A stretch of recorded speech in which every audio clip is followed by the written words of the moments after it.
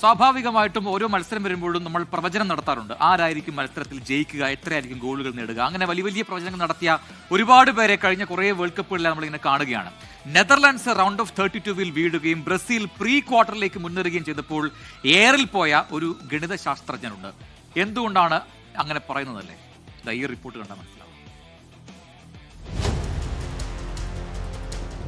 കഴിഞ്ഞ 3 ലോകകപ്പുകളിലെയും വിജയികളെ കൃത്യമായി പ്രവചിച്ച് ആരാധകരെ ഞെട്ടിച്ചയാളാണ് ജർമ്മൻ ഗണിതശാസ്ത്രജ്ഞനും സാമ്പത്തിക വിദഗ്ധനുമായ യോക്കിംഗ് ക്ലെമന്റ്.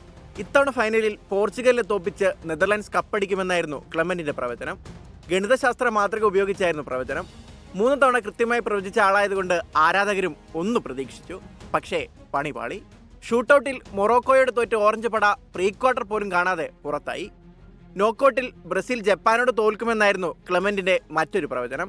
ജപ്പാൻ കരുത്തരാണെന്നും ബ്രസീൽ അത്ര മികച്ച ടീമല്ലെന്നുമായിരുന്നു മത്സരത്തിന് മുമ്പ് ഒരു മാഗസിന് നൽകിയ അഭിമുഖത്തിൽ ക്ലെമന്റിന്റെ വാദം. അതും തെറ്റി. ഇഞ്ചുറി ടൈമിൽ മാർട്ടിനെല്ലിയുടെ ഗോളിൽ ജപ്പാനെ തോൽപ്പിച്ച് ബ്രസീലും പ്രീ ക്വാർട്ടറിലെത്തി. പിന്നാലെ ക്ലെമന്റിനെ ട്രോളി സൂപ്പർ താരം നെയ്മാർ ജൂനിയർ. മിസ്റ്റർ യോവാക്കിംഗ് ക്ലെമന്റ്, ദയവായി അടുത്ത ലോകകപ്പിൽ വീണ്ടും ശ്രമിക്കുക എന്ന് നെയ്മർ എക്സിൽ കുറിച്ചു. ട്രോളുകളുമായി ബ്രസീൽ ആരാധകരും എത്തിയതോടെ ക്ലെമന്റ് എയറിലായി. 2014 ജർമ്മനിയുടെയും 2018 ഫ്രാൻസിന്റെയും ഖത്തർ ലോകകപ്പിൽ അർജന്റീനയുടെയും വിജയം ക്ലെമന്റ് കൃത്യമായി പ്രവചിച്ചിരുന്നു. പക്ഷേ ഇത്തവണ എല്ലാം തെറ്റി. World cup desk 24.